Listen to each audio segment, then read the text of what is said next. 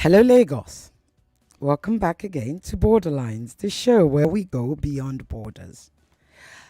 Now, I have with me a special guest. We're going to be talking about ECOWAS. As you know, earlier this week, Mali, Niger, and Burkina Faso released a statement saying that they were leaving ECOWAS.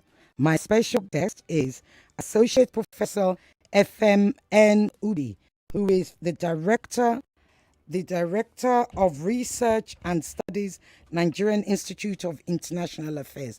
Welcome, Prof.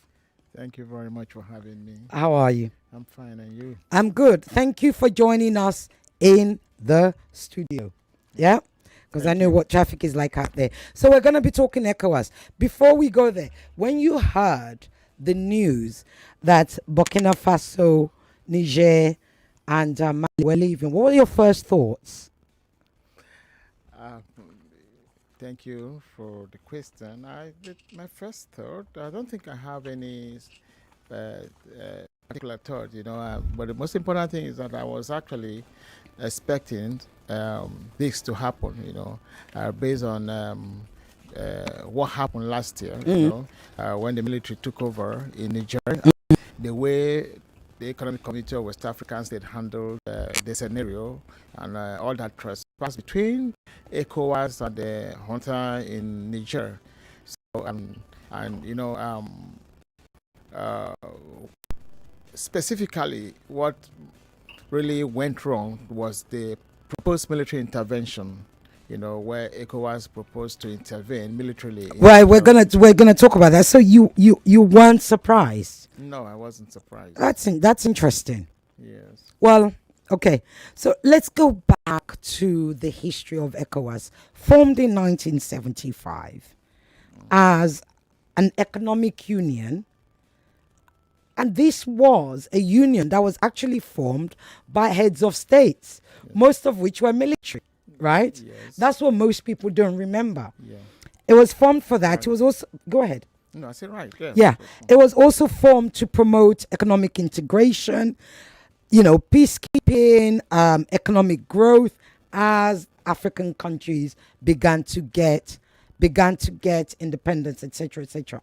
Would you say ECOWAS has served its purpose since then, or should we even go back to that time? The old ECOWAS, was it strong back then?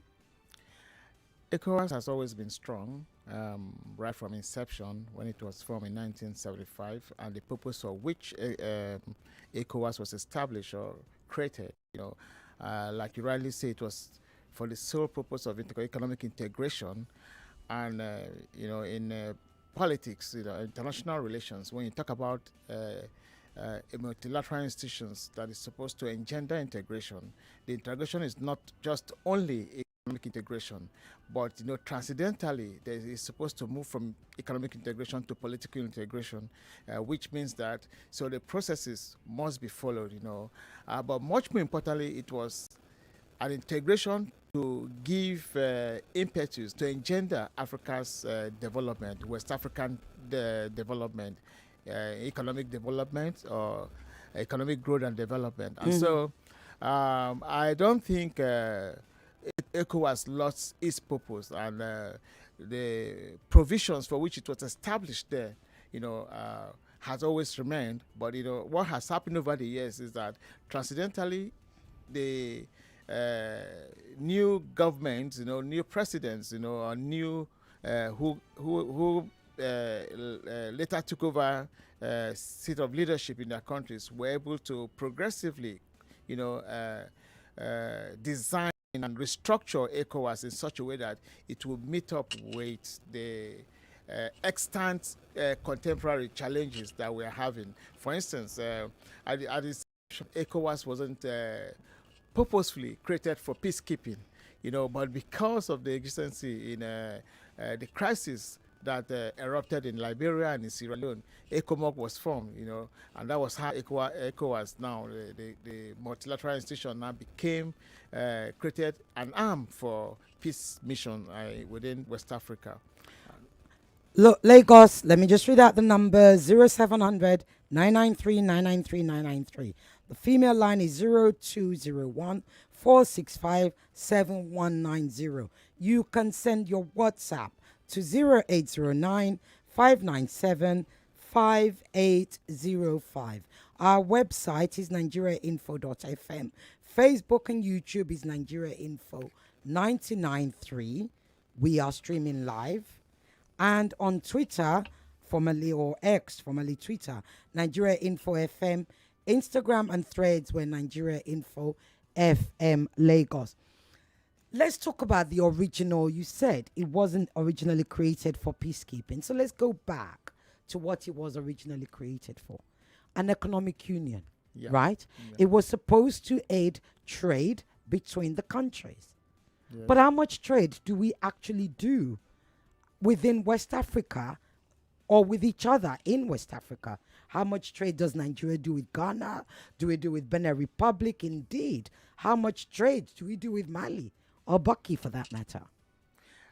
We do a whole lot of trade. There's trade ongoing between the countries where, in the region. And but what you should really consider is the fact that what kind of trade it's going on. Okay. In terms of the goods that are being traded with each other, part of the problem, with African trade is the fact that Africa is a non-industrialized continent. Many countries in Africa are not industrialized. Manufacturing is not there. Even if there's manufacturing, most times you have cottage industries, and most times what is manufactured are not high-tech goods, and so basically what transmits, between the countries is mostly commodities. But again, I think we have to take into consideration the fact that, it's a huge market, because of Nigerian population and because of Nigerian market. For instance, Nigeria is Nigeria is 3/4 of ECOWAS market. Nigeria is and that was going to be my question, yes. Is that what is Nigeria gaining? Everybody is able to gain from us because we're the largest economy in West Africa. We've also got the largest population. So what are we gaining? Well, it depends on what you're looking for. Okay. The gains you're looking for. These are the kind of questions a lot of persons ask when it has to do with Nigeria's foreign policy. What has Nigeria gained from its foreign policy? People have argued that Nigeria's foreign policy has been altruistic, but that is not the case. Even if we are not gaining maximally, but we gain to a considerable extent. For instance, our trade with these countries, I bet you, for instance, let's take, for instance, when the border was closed, you know how it hurt other countries within the region and why they were begging, meetings held, most of the president had to visit, to ask for a little bit of, relief. Let me just use the word leniency, relief, for the borders to be opened. So you see, that means there is a whole lot of trade going on, especially within West Africa. Yeah, but that's for them. For them. Not for us. We are also trading. If you go to different parts of West Africa, you see a whole lot of Nigerian. Nigerian population is huge in West Africa. When you go to Benin Republic, you go to Togo, you go to Ghana, between Togo and Ghana, there are flower border. You see a whole lot of Nigerians there, exporting. You see, sometimes, because this data, are not visible, in most cases, people don't understand the nature of trade. And then we shouldn't even look at just the trade. We should also look at in terms of the movement of persons, goods and services, Well, I was going to come to that. Across the border, which is the whole essence for which the multilateral institution, ECOWAS, was created, to bring West Africa together.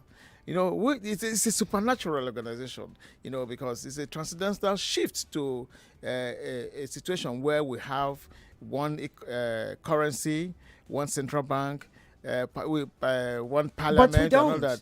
But we don't. That is the thing.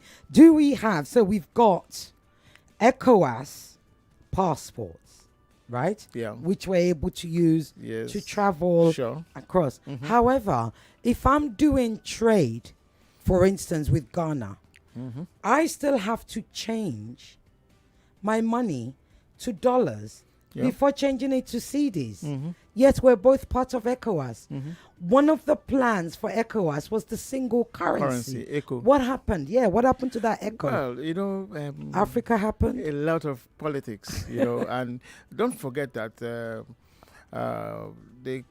region itself is made up of two.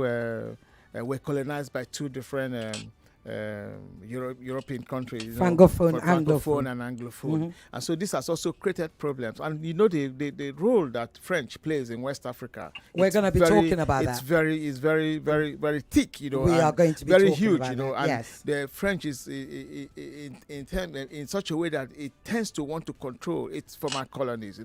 When you compare our relationship with Britain, Nigeria's relationship with Britain, Ghana relationship with Britain. Like I said, I'm going to come to so that. all Yeah. that play a whole lot of role. For instance, when we had agreed that we were going to launch the ECO, they went behind, with the French, and created their own monetary. No, ECO actually. Oh yes, they have another. From CFA to ECO and all that. So it's like they hurriedly, launched it, before the community should have would have done that, and so that created a problem. So I think, in terms of what we are supposed to gain, what should be the benefit of ECOWAS? A lot of hiccups are, being played. But you see, these hiccups might also not be just from the nations within the community, but it could also be the interplay of external powers. The superpower rivalry within Africa and within West Africa. And don't forget, West Africa is rich. Extremely very rich with resources. Well, we'll talk about that richness, because what's the point of rich if you're not able to actually spend it well and your people are able to benefit? Your people are able to benefit from it. So currently Nigeria is, President Tinubu is the president of ECOWAS, right? Yes. When he became president of Nigeria, he also became president. Yeah. So ECOWAS is under Nigeria's leadership right now. Sure. As you rightly said, a year ago, coup after coup after coup. President Tinubu, or should I say ECOWAS, then, said there's a red line. If you don't install him by August 9th or whatever it was, we're going to come at you. Not a lot happened. Okay? Yeah. Would you say ECOWAS is suffering under this current leadership? I wouldn't say that. Why not? Because even if the Nigerian president is the leader of ECOWAS right now, is the chairman of ECOWAS right now, does not mean that he takes decision as President Bola Ahmed Tinubu, and that does not mean that he takes decision as Nigeria. Okay, it's a community decision, which must be debated and decisions reach and be taken. So, I've said this, some few days ago, that I think right now we should be looking at individual countries. We should be looking at the leadership of ECOWAS, because even if he decides otherwise, the community will say no. He's just premise inter pares, first among equals, he happens to be there. So I think it's high time we begin to understand how international politics work and how, even within the multilateral institutions, also national institutions, supranational institutions, how politics work there. For instance, let's take example of what happened last year. When ECOWAS decided to intervene, the Nigerian populace said no, and the National Assembly refused. So you see how it works. So even if can't go to war unless the National Assembly permits it, and right? If the people say yes, the people have to say yes. So we can't go to war without that. However, the fact still remains that the current leadership of ECOWAS is Nigeria, President Bola Ahmed Tinubu, and this is the time when 15 became 12. Yes. So you've got to look at the leadership, haven't you? Yeah. Yes, it might be a collective decision. But also don't forget the reason why 15 became 12. And also don't forget the reason why 16 became 15. You see, it's something that we need to ponder over, seriously. When ECOWAS was formed, in 1975, or established in 1975, that was in the 20th century. The 21st century has come with its own problem, huge problem, challenges, and so what is going on right now in the 21st century? It's adaptive. Every nation must adapt to the situation. For instance, we never had issues of terrorism, in the last century, 20th century, nothing like that. But right now we have terrorism, insurgency, militancy across, Africa, across the globe, and so decisions when it comes to issues of security, decisions, fighting insecurity, it's not a one nation thing. It's supposed to be collective. No one nation can fight terrorism. Well, of course. Yes. I mean, And Nigeria has often led. Now, in, if you drift back, take it back to the crisis, we are facing in terms of liberal democracy, which is causing part of this problem. Don't forget that even in the 70s, in the 80s, and early 90s, we still had military purchase across Africa. Yeah. But you see, because of the incessant coups in Africa, now the AU and the Economic Community of West African States came up with a new a framework, zero tolerance for military coups.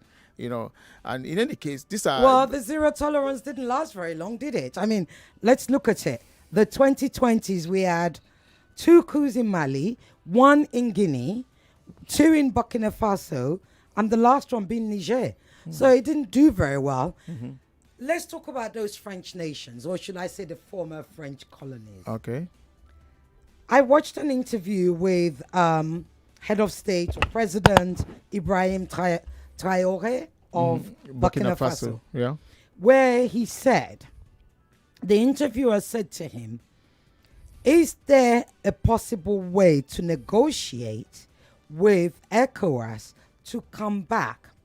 One of the things he said is ECOWAS was not serving them. That's number one. Number 2, he also said we will never be subjugated again. Number 3, he said this decision is final. That is, there's no coming back. Was ECOWAS too Anglophone? Could that have been a problem? No. Okay. I would have even said ECOWAS was too francophone. Okay, anyway, possibly. No, I'm asking. But Yeah, go I ahead. think first, look at the reason he raised. We will never be subjugated. Yeah. We please will continue. never be subjugated. Yeah. Invariably, not just Burkina Faso, not just Mali, not just Niger, every country in Africa has remained subjugated, subordinated, underrated. Now, I think what we also have to look at is the fact that this country are reacting to the extant status quo. Now, let's take us back to the 2020, when COVID-19 ravaged the international system. Now, if you listen to the speeches of all the presidents at the United Nations General Assembly, all the UNGAs from 2020, every president from the developing world is saying one thing. And what is that? Multilateralism. What multilateralism? They are talking about equity. They are talking about equality. They are talking about parity within the international system. Yeah. They are also talking about the fact that the globe should be reordered, reconfigured, to take into consideration a new economic order, which has always been the cry of the developers right from the 70s. So are you now, saying... And okay.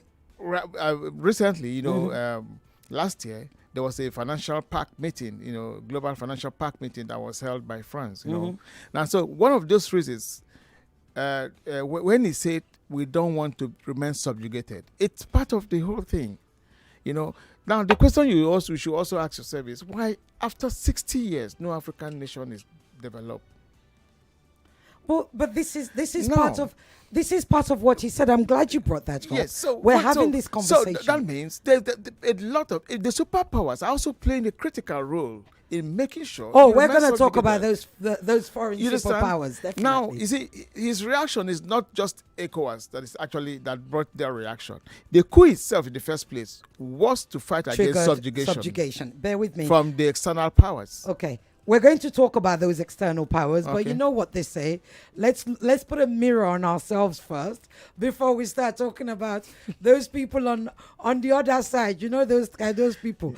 Lagos, I'm coming. Nigeria, I'm coming to the calls right now. Remember, name, where you're calling from, and question. Name, where you're calling from, and question. Okay? Hello? Hello? Okay. You'll have to call back. I have a message here on WhatsApp. The small successes made by ECOWAS earlier have long been eroded by a very dangerously greedy set of leaders across the region. Nigeria has not shown a good example of the giant it's supposed to be in the region. Let's not bother ourselves talking of ECOWAS with ordinary malaria when we have cancer ravaging us so badly. That's from Stephen Ijaniki. What do you make of that? Would you like, because my people, they're going to start bombarding you with questions. Kindly pass that, so you're going to need to write some down. Here you go. What would you say to Stephen Ijaniki from what he said? He's basically saying, look, Nigeria has not been a good example. All the previous gains of ECOWAS, it's all gone. Which country in Africa is a good example?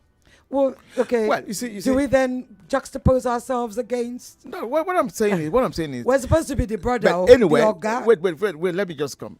In terms of democracy, this is since we moved back into liberal democracy in 1999. We have been consistent. Yes, we have. Irrespective of the odds. Yes. And that is why our presidents over the years have been able to stand tall when it comes to the propagation of democracy within the region. For instance, Satuma Principle had a coup. The president went there and restored democracy. Same thing with Gambia. Our president went there and restored democracy. So in that sense, we have done noble, But when it comes to economy, every country in Africa has been ravaged with bad leadership. Bad economy. The economy has been weak. Let me explain something. But economy is not just weak by itself. Can I explain something Go to ahead, you? sir. Please, this is very important. Go ahead, sir. In the last 1.5 decade, Africa was growing. There was a whole discourse about African economic rise. Even Time magazine talking about African rising and all that. Now, what was giving birth to this African economic rise? It was commodity trade, one. And then the second point was the fact that we had leverage as a result of the emerging powers, emerging economies that will come. So we had options to sell our commodity.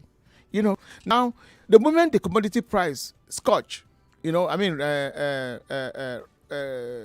once the commodity price collapsed in the international market, every country ran into recession around 2014. In East Africans, they were all under recession. Nigeria also ran into recession. Even South Africa. Now.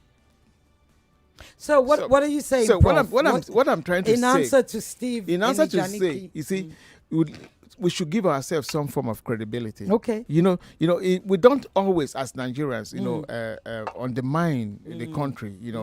I have stated this in another forum. I said, if we spend, we Nigerians, we spend 95% criticizing Nigeria, criticizing the government, Indeed. and spend only 5% looking for solution. But if the reverse is the case, if we spend 5% criticizing and 95% looking for solution, we won't be here. Okay. After all, one American president say, don't always say, what can your country do for you, but what can you do for your country? Okay, I'm coming to your calls now. Hello. Yeah, Chief Miss Ireti Bakare. Chief Mister, good afternoon. Your question, please. Yes, good evening. I greet you respectfully. For me, I think you are giving soft land because when this Niger incident happened, what did the ECOWAS chairman said? He said he give them 7 days to return back to the status quo, that is to civilian regime, right? Yes. He said it. Is that So what's your general question? ECOWAS people take that decision? Okay, all right, thank you. Yeah. Hello? The ultimatum was given by ECOWAS. Okay, I'm going to get you to write that down so we can take as many as possible. Hello? Ireti Bakare-Yusuf. Yes. Here. Good afternoon. I get Professor there. Yes. I agree too. First of all, indeed, disagree with the Professor. ECOWAS by, focus now, and even Africa by... I need you to speak up a little bit more, please. Okay, thank you. Is it better now? Better, much better. Yes. I said Africa as a focus now, and even by extension, the whole of Africa, ECOWAS as a focus, and the whole of Africa as an extension, has not really done well. Good. First of all, the essence of our independence has been defeated. Okay, so your point. The lines are going crazy. Yeah, I understand. He's a professor, he's a lecturer. That's why I'm just... Yeah. Okay, so, Yeah. this is borderlines. Question. So the truth is this. Okay, now coming to Africa, there is inequality in Africa. Every coast president, Alassane Ouattara, changed his own constitution. Nothing happened to him. Alpha Conde, Guinean president, changed his own. Nothing happened to him. Even when So what is your question? The lines are going, please. The question is that ECOWAS does not have that power to do what they are doing to these three countries because they are not equitable. Okay. They are not equitable. Why are you changing the rule of the game when it comes to these three other people? And forget, sorry, sir. In 1999, when Yar'Adua was still alive, there was a similar incident in Nigeria. Yar'Adua destroyed the president there without any wahala. Thank you. Okay. Perhaps you got the question there, but give me a second. Let me go to the call. Hello? Good evening. Good evening. What's your name and where you calling from, please? My name is Valentine. Valentine, where you calling from? From Aja. Okay, Valentine, with your question, go ahead, please. Thank you very much. We want to know the three countries that pulled out of ECOWAS. Burkina Faso, Mali, and Niger. Okay. Morocco was the 16th one. No, Mauritania. And when Morocco pulled out, nothing happened. Mauritania. Okay, Mauritania pulled out. Okay. So I think Morocco was trying to come back. No, but your question, please. Your question, please. My question is this. When those three countries pull out of ECOWAS, Nigeria is still carrying 60% of their budget. So what are we going to do about it? Okay. I don't know what it means by Nigeria is carrying 60%, but I'll answer the last call and then I'll give you some time to respond to that, Prof. Hello? Hello? Hello? Hello? Yes, good afternoon. Good afternoon. My name is Uche. Okay, go ahead, Uche. Where are you calling from, please? I'm calling from Lekki at the moment. Okay, go ahead, Uche. What's your question, please? My question is, those three people that threatening to withdraw. They have withdrawn. They have withdrawn. Already. Yes. So. Okay. What effect is it going to have? And secondly, good question. Is it going to affect our trading? Excellent. Thank you. Okay. Thank you very much. That's a very good question because it was one of the ones that I had for you. With those three countries leaving, what effect does it have on ECOWAS?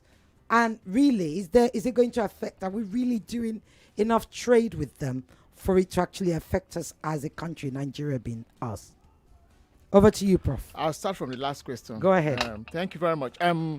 So what effect would the three countries live in ECOWAS have on ECOWAS and us? And the region generally, Nigeria? The region, economically, will be impacted. Okay. Politically, will be impacted. Okay. Now, ECOWAS is made up of the existing ECOWAS prior to when they left. Is made up of 15 countries. Now 3 is gone. We have 12 countries. Because we are going to avoid a lot of negative impacts on the region, we need to negotiate with them to come back. But they've said they're not coming back. Well, you see... you think there's still hope? There's hope because... Let me explain why I say there's hope. Leaving ECOWAS was a reaction. It was anger. It was frustration. Now, it's like a payback. What they have done. For instance, let's take the fact that there was supposed to be a meeting, with ECOWAS member states in Niger, Niamey. no country appeared apart from one country, Togo. And it was that night they also decided to come up with the position that they're no more part of ECOWAS. Because it was disrespectful, let's be honest. Now, but Nigerian gave a reason why they were not able to go. The Sahel is the hottest spot of insecurity globally today. Yes. Thanks to America. Keep going. Niger has been part of the empty multinational joint task force, helping us to we've been fighting terrorism, insurgency, and militancy. To help us keep them at bay. Keep them at bay. Now, Niger is not part of ECOWAS. So that is going to affect the bloc, the military groupings, fighting terrorism. And so, you see, we need them. Now, with these three countries are actually at the heart of the Sahel. When you look at the bed, the Sahel bed, they are at the heart of the Sahel. Now, if they are out, they can say to your tent, O Israel, which is not what we want right now. And that is why what we have been putting forward, in terms of advice and recommendations, is that we should tread carefully. This is not time to lay blame on anybody. It's a time to negotiate with these countries, discuss with them, which is the first thing ECOWAS would have done in the first place, instead of threatening military intervention, because it's a sovereign nation. Exactly. I mean, that's what most people felt that they should have. But I'm happy that the military intervention never took place. Yes. But because there's a protocol, and in terms of a framework for zero tolerance, they have to do what they have to do. ECOWAS have to do what they have to do. Yeah. Now, one of the Colin, one of the persons that Colin talked about, that he talked about the sit-tight presidency, executive presidents who are sit-tight. I haven't got much time. We still haven't talked about the French. Now, precisely, you see, this is part of the problem of liberal democracy. Okay, let me come back to the French then. Right. Like you rightly said, one of the reasons why the coup took place, primarily actually, was a kickback at the French. And Niger, Mali, they're all kicking the French out. One of the things that President Traoré said is that, look, in Burkina Faso, the French embassy is there, the EU embassy is there, etc., that they can continue. But that their relationship is going to be different. Now, we're no longer going to be ruled by them. I'm paraphrasing now. The question was put to him with regards to Russia. And he said, here's the difference. Russia gives us equipment and they don't put any restrictions on the type of equipment you can have. France gives us equipment and they say you can only have a certain type of equipment. So effectively, it feels like they've now gotten their independence back. Given that 78% of all the 27 coups that has happened in the region since the 2020s has been in French Francophone countries. What is the French doing wrong? Like I said earlier, the superpowers keep dominating. And they decide. Yeah, but we call them super. Why can't we call them the French? Why? It's not only the French. But we're talking about this region that is the French. It's across board. While French, if French is subordinating in quote, the French colonies, their former colonies, others too are doing it. Yes, but let's focus on this. Yeah. Now, you see, as of this moment. One would have thought that would have gone beyond where we are today. But we've not been able to move beyond. The French countries have not been able to move beyond, where they are. It has been consistent. Lack of economic development, lack of economic growth. And that's part of what he was saying. That's part of what he was saying. And in terms of international economic management, the French has always dominated these countries, with regards to financial, management and all that, and they decide what should be and what shouldn't be. This is why, these countries are well, let me use the word, but it's not the right word, rebelling, revolting. Actually, that's the word, revolting. But they would say to you, when I have to refer back to that interview with President Traore. He said, this is not about anger. This is about the fact that, like we said earlier, they feel disrespected by ECOWAS, number one. Number two, they don't feel ECOWAS supported them. Number three is French. The way the French were managing that is where, and he said something about their economy. He said, we now have control over our economy. That is why, but you see, we have control over how we work with international Where I will disagree countries. with her is the fact that you say ECOWAS disrespected them. They were part of those who actually endorsed the protocol, the zero tolerance. They were all part of it. So you don't expect ECOWAS to go against their convention or the treaty or the protocol that is signed. Okay. So I think it's something that they have to look at inward, and see how they can, how we can generally, ECOWAS, now the community now, could find solutions, to the problems, And you see, they cannot take their anger, against ECOWAS. You see, right now, we need to sit and discuss. We need to negotiate. We need to talk, and see where to remedy these problems and how to bring them back in. You see, just like you having a family, some children, now 2 or 3. They become prodigal. Yes. And it's wrong. It's something indeed. that I'm not saying what they have done is wrong. It's something that is not, not nice. We need to begin to talk to them. You see, we feel their pains. Because we all are in the same shoes, but you see, there must be a solution. Okay. It's not the fact that he's saying that it is not anger, but it's frustration. Well, yeah, Yes, I in guess a you're way. right. Yes, In a way. yes, indeed. So here's the thing. One of the things, I have a question here, which is a very good question. How much in Naira will it cost Nigeria to renegotiate 3 member states to come back? What do we stand to gain or lose? But the other, I would extend that by saying, one of the things that ECOWAS does is to monitor transition, handovers from military to democracy. These countries, most important, Burkina Faso, certainly, I said, look, they plan to hand over in 3 years, right? Who is going to monitor that if they're not in ECOWAS? How is ECOWAS going to ensure that? And I'll read some things to you. And these are quotes from people in Niger, in Burkina Faso. One of them said, we will no longer allow ourselves to be subjugated. The other one said, ECOWAS travel is of no use. ECOWAS is only in name only. ECOWAS is no longer necessary. And all of that stuff.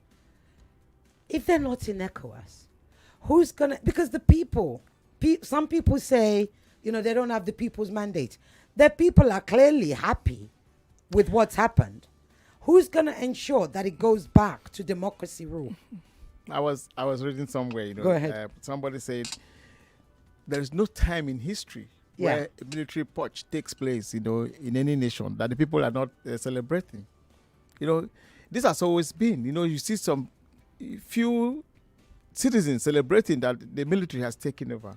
But you see, it's not something that we have to celebrate, and be happy that we are moving away from democracy back to military regimes, And aside that, from listening to you, you are a bit conclusive about about the move the 3 countries. I'm giving you what he said. Yes, but I don't have no skin in the game. Anyway, in any Apart from case, being a I think Nigerian. it's not conclusive. Yes, they might have been, frustrated frustrated out of ECOWAS, but that does not mean they can't come back. They can. There's always space. There's always space, and that is why ECOWAS is trying its best. Is it really they are trying its best? They are doing a lot now. For instance, we have asked that we should send international public persons, to go discuss with these groupings of countries that have left ECOWAS.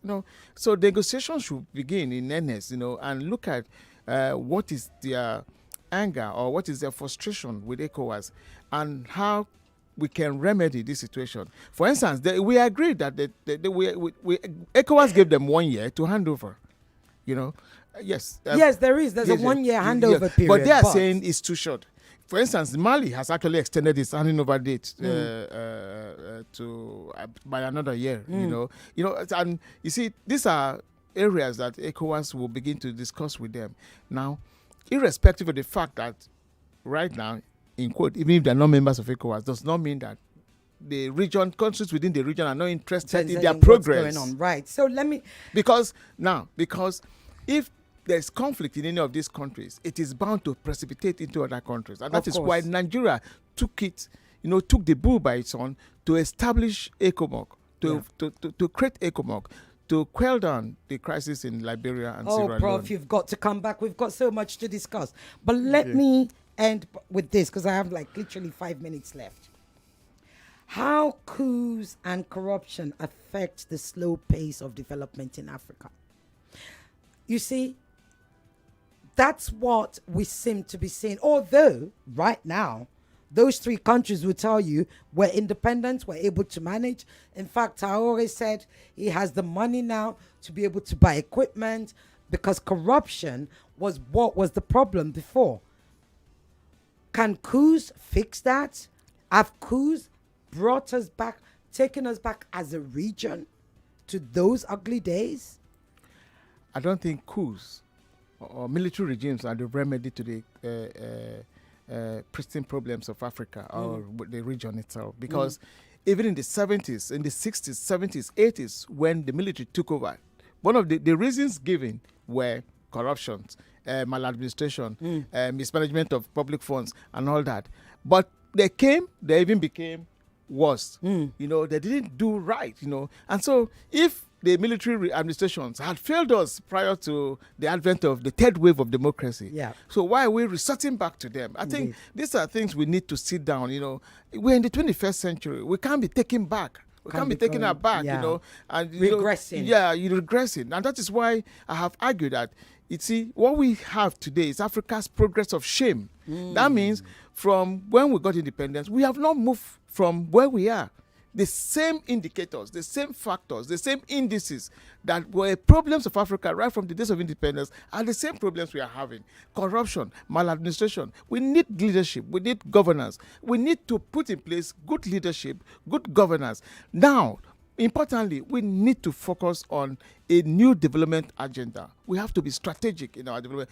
That means look at science and tech. Look at infrastructural development. Look at industrialization. You see, let me tell you, if the people are frustrated, they become aggressive. And like I stated in one of my articles, you see, if we don't remedy the situations in Africa, we'll start deteriorating into towards there will be social revolution. And if social revolution failed, the next point will be military coups.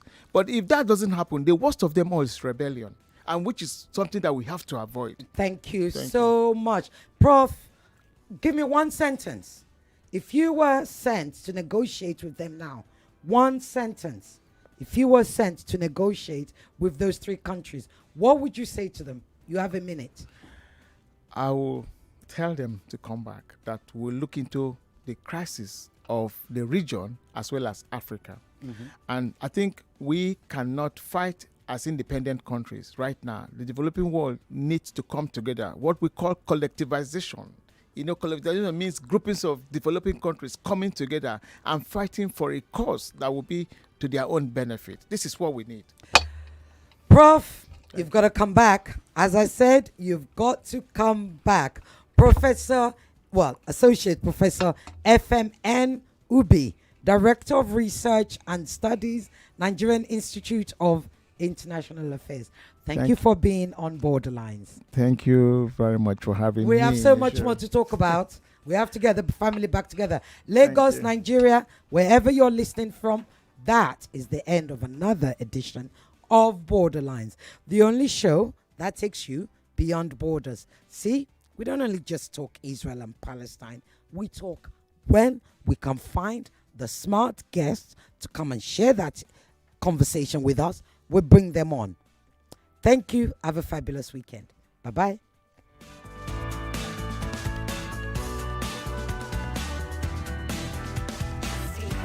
Listen, fellas and girls. Download the Nigeria Info mobile app on iOS and Google Play Store. Join the conversation and stay connected. Follow us on Twitter, Facebook, Instagram, and YouTube. The conversation is just a click away. 99.3 Nigeria Info. Let's talk. 99.3 Nigeria Info. We are more than just radio. Subscribe to our YouTube channel at Nigeria Info FM. Check us out on Facebook at Nigeria Info 99.3. Follow us on Twitter at Nigeria Info FM and on Instagram at Nigeria Info FM Lagos for live updates as it happens. 99.3 Nigeria Info.